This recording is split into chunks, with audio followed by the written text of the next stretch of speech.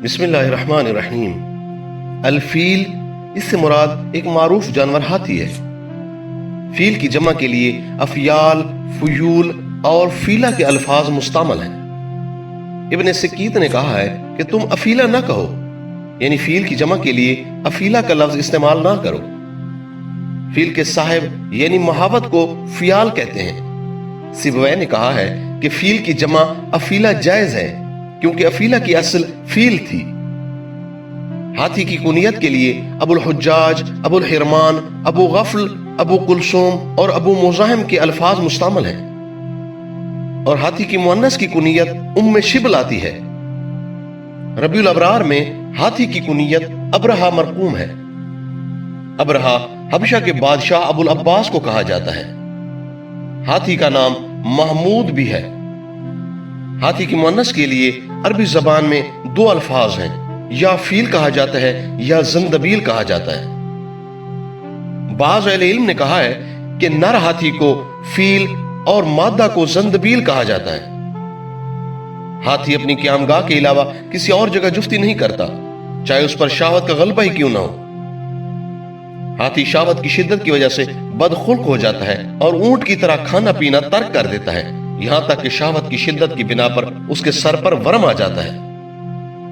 جب ہاتھی شدت شہوت کی وجہ سے بدخلق ہو جاتا ہے تو ہاتھی بان ہاتھی کو چھوڑ کر فرار ہو جاتا ہے۔ ہاتھی 5 سال کی عمر میں ہی بالغ ہو جاتا ہے اور اس کی شہوت کا زمانہ موسم ربیع ہے۔ ہاتھی کی مؤنث 2 سال میں حاملہ ہوتی ہے، اور جب حاملہ ہوتی ہے تو ہاتھی اس کے قریب نہیں جاتا اور نہ ہی اس کو چھوتا ہے اور نہ ہی اس کے ساتھ جفتی کرتا ہے۔ مادہ ہاتھی 3 سال بعد بچہ جنتی ہے۔ عبداللطیف بغدادی نے کہا ہے کہ مادہ ہاتھی 7 سال کی مدت میں حاملہ ہوتی ہے، اور ہاتھی صرف اور صرف اپنی مادہ کے ساتھ جفتی کرتا ہے۔ ہاتھی بہت غیرت مند جانور ہے۔ پس جب مادہ ہاتھی بچہ جننے کے قریب ہوتی ہے تو نہر میں داخل ہو جاتی ہے، اور اس وقت تک نہر میں رہتی ہے یہاں تک کہ بچہ جن لے۔ کیونکہ مادہ ہاتھی بیٹھ کر بچہ جننے کی استطاعت نہیں رکھتی، اس لیے پانی میں کھڑے ہو کر بچہ جنتی ہے۔ ہاتھی اس دوران نہر کے باہر اپنی مادہ اور اپنے بچے کی حفاظت کے لیے پہرا دیتا ہے۔ کہا جاتا ہے کہ ہاتھی اونٹ کی طرح کینہ رکھنے والا حیوان ہے، بس بسا اوقات ہاتھی کینہ کی بنا پر اپنے سائس یعنی محبت کو بھی قتل کر دیتا ہے۔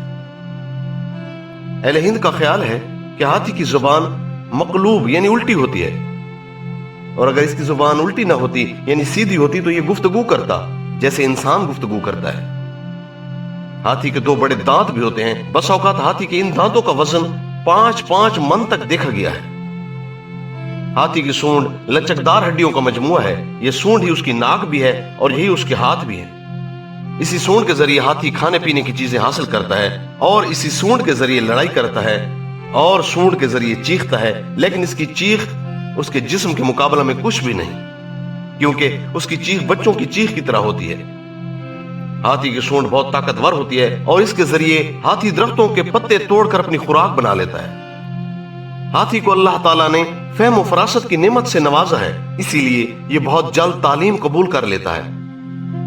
ہاتھی اپنے سائس یعنی محاوت کے حکم کے مطابق کام کرتا ہے۔ ہاتھی کی ایک خصلت یہ بھی ہے کہ ہاتھی آپس میں ایک دوسرے کے ساتھ لڑتے ہیں، اور غصہ کی وجہ سے ایک ہاتھی دوسرے ہاتھی کو قتل کر دیتا ہے۔ اہل ہند ہاتھی کے بہترین خصائل یعنی بڑی شکل و صورت، لمبی سونڈ، عجیب چال، کان اور آنکھ کی بنا پر اس کی تعظیم کرتے ہیں۔ ہاتھی کی چال بہت دھیمی ہوتی ہے، یہاں تک کہ ہاتھی بس اوقات انسان کے قریب سے گزر جاتا ہے لیکن اس کے چلنے کی آواز سنائی نہیں دیتی۔ ہاتھی کے پاؤں بہت ہی گدے دار ہوتے ہیں، اور اس کی عمر بہت طویل ہوتی ہے۔ پس تحقیق ارسطو نے حکایت بیان کی ہے کہ ہاتھی کی عمر 400 سال تک ہوتی ہے، اور اس کا مشاہدہ یوں ہوا کہ ارسطو نے ایک ہاتھی دیکھا جس پر ایک مخصوص نشان تھا۔ جب تحقیق کی گئی تو معلوم ہوا اس ہاتھی کی عمر 400 سال ہے۔ ہاتھی اور بلی کے درمیان فطری طور پر دشمنی ہوتی ہے، یہاں تک کہ اگر ہاتھی بلی کو دیکھ لے تو فرار ہو جاتا ہے، جیسے درندے سفید مرغ کو دیکھ کر فرار ہوتے ہیں۔ کزوینی نے اس بات کا تذکرہ کیا ہے کہ مادہ ہاتھی کی شرمگاہ اس کے بغل کے نیچے ہوتی ہے۔ جب جفتی کا وقت آتا ہے تو یہ اپنی بغل کو بلند کر لیتی ہے، یہاں تک کہ ہاتھی اس پر قابو پا لیتا ہے، پس پاک ہے وہ ذات جو کسی چیز یعنی امر سے عاجز نہیں۔ شرعی حکم، مشہور قول کے مطابق ہاتھی کا گوشت حرام ہے۔ الوسیط میں ہاتھی کے گوشت کی حرمت کی علت یہ بیان کی گئی ہے کہ ذو ناب والے جانوروں یعنی لڑنے اور قتل کرنے والے جانوروں میں سے ہاتھی بھی ہے، اس لیے اس کا گوشت حرام ہے۔ ایک شاذ قول یہ بھی ہے جسے اصحاب شوافع نے نقل کیا ہے کہ ہاتھی حلال ہے۔ ایک شاذ قول کے مطابق جسے رافعی نے ابو عبداللہ سے نقل کیا ہے، اور ابو عبداللہ ہمارے اصحاب یعنی شوافع میں سے ہیں، یہ قول نقل کیا ہے کہ ہاتھی حلال ہے۔ امام احمد رحمۃ اللہ علیہ نے فرمایا کہ ہاتھی مسلمانوں کے طعام میں سے نہیں ہے۔ امام ابو حنیفہ رحمۃ اللہ علیہ نے ہاتھی کے گوشت کو مکروہ قرار دیا ہے۔ امام شافعی رحمۃ اللہ علیہ نے ہاتھی کا گوشت کھانے کی رخصت دی ہے۔ ہاتھی کی خرید و فروخت جائز ہے، اس لیے کہ اس پر سواری کی جاتی ہے اور اس پر سوار ہو کر لڑائی یعنی جنگ کی جاتی ہے، اور اس سے اور بھی نفع بخش کام لیے جا سکتے ہیں۔ ضرب الامثال، اہل عرب کہتے ہیں ہاتھی سے زیادہ کھانے والا۔ دوسری مثال، ہاتھی سے زیادہ سخت۔ تیسری مثال، ہاتھی سے زیادہ عجیب الخلقت۔ خواص، جو آدمی ہاتھی کے کان کا میل پی لے وہ 7 دن تک حالت نیند میں رہے گا۔ اگر ہاتھی کے پتا کو برس کا مریض 3 دن تک بطور مالش استعمال کرے تو وہ شفا یاب ہو جائے گا۔ اگر ہاتھی کی ہڈی کو مرغی والے بچے کے گلے میں ڈال دیا جائے تو مرض ختم ہو جائے گا۔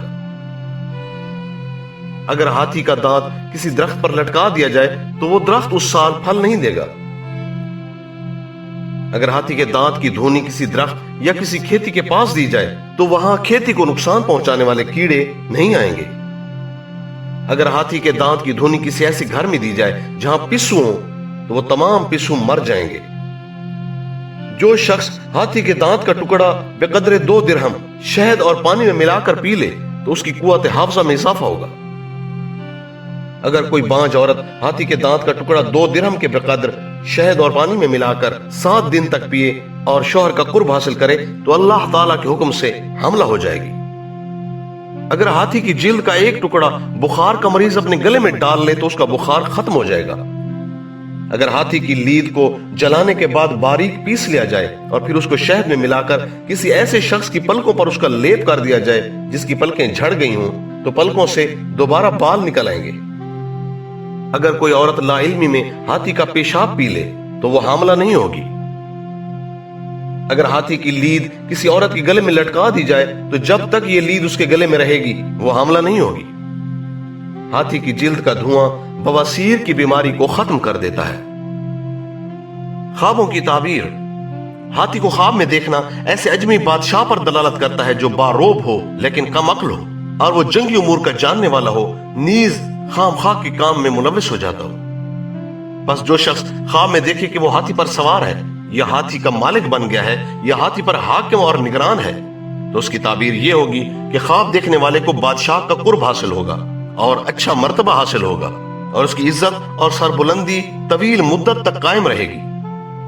یہ بھی کہا گیا ہے کہ ہاتھی کو خواب میں دیکھنا طاقتور اجمی شخص پر دلالت کرتا ہے۔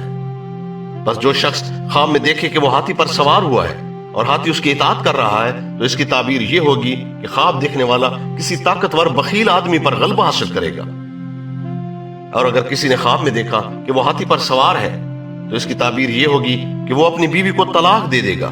یہ تعبیر اس لیے دی جاتی ہے کہ پرانے زمانے میں بلاد الفیلا میں یعنی ایسے ممالک جہاں ہاتھی بے کثرت پائے جاتے ہیں ان میں جو شخص اپنی بیوی کو طلاق دے دیتا اس کو ہاتھی پر سوار کیا جاتا اور پھر اس کو شہر میں گھمایا جاتا تھا تاکہ لوگوں کو معلوم ہو جائے اس شخص نے اپنی بیوی کو طلاق دے دی۔ اگر کوئی بادشاہ جنگ کے دوران خواب میں دیکھے کہ وہ ہاتھی پر سوار ہو رہا ہے تو اس کی تعبیر یہ ہوگی کہ خواب دیکھنے والا بادشاہ میدان جنگ میں ہلاک ہو جائے گا۔ جو شخص خواب میں دیکھے کہ وہ کسی ہودج والے ہاتھی پر سوار ہے تو اس کی تعبیر یہ ہوگی کہ وہ کسی فربا اجمی آدمی کی لڑکی سے شادی کرے گا۔ اگر خواب دیکھنے والا تاجر ہے تو تعبیر یہ ہوگی کہ تجارت وسیع ہوگی۔ جو شخص خواب میں دیکھے کہ اس پر ہاتھی حملہ آور ہو رہا ہے تو تعبیر یہ ہوگی کہ اس شخص پر سلطان یعنی بادشاہ کی جانب سے کوئی آفت نازل ہوگی۔ اگر یہی خواب کسی مریض نے دیکھا ہو تو اس کی تعبیر یہ ہوگی کہ اس کی موت واقع ہو جائے گی۔ جو شخص خواب میں دیکھے کہ وہ مادہ ہاتھی کی نگرانی کر رہا ہے تو تعبیر یہ ہوگی کہ خواب دیکھنے والے کی کسی اجمی بادشاہ سے دوستی ہو جائے گی۔ جو شخص خواب میں دیکھے کہ وہ مادہ ہاتھی کا دودھ دو رہا ہے تو اس کی تعبیر یہ ہوگی کہ وہ شخص کسی اجمی بادشاہ سے مکر و فریب کے ذریعے مال حاصل کرے گا۔ یہود کہتے ہیں کہ ہاتھی کو خواب میں دیکھنا عزت اور توقیر پر دلالت کرتا ہے۔ جو شخص خواب میں دیکھے کہ اسے ہاتھی نے اپنے سونڈ سے مارا ہے تو تعبیر یہ ہوگی کہ اس کو بھلائی حاصل ہوگی، اور جو شخص خواب میں دیکھے وہ ہاتھی پر سوار ہوا ہے تو تعبیر یہ ہوگی کہ اسے وزارت اور ولایت حاصل ہوگی۔ ہاتھی کو خواب میں دیکھنا صالح قوم پر بھی دلالت کرتا ہے۔ یہ بھی کہا گیا ہے جو شخص خواب میں ہاتھی کو دیکھے اس کی تعبیر یہ ہوگی کہ اسے شدید مصیبت کا سامنا کرنا پڑے گا، لیکن پھر اس سے مصیبت ٹل جائے گی۔ نصارہ کہتے ہیں جو شخص خواب میں ہاتھی کو دیکھے لیکن اس پر سوار نہ ہو تو تعبیر یہ ہوگی کہ اس کے جسم کو نقصان پہنچے گا یا اس کے مال میں خسارہ ہوگا۔ جو شخص خواب میں شہر میں مردہ ہاتھی دیکھے اس کی تعبیر یہ ہوگی کہ بادشاہ کا کوئی خاص آدمی مر جائے گا، یا اس کی تعبیر یہ ہوگی کہ خواب دیکھنے والا قتل کیا جائے گا۔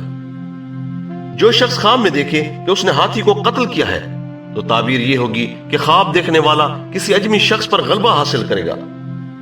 اگر کسی نے خواب میں دیکھا کہ اسے ہاتھی نے اپنی پشت سے پھینک دیا ہے تو تعبیر یہ ہوگی کہ خواب دیکھنے والا آدمی مر جائے گا۔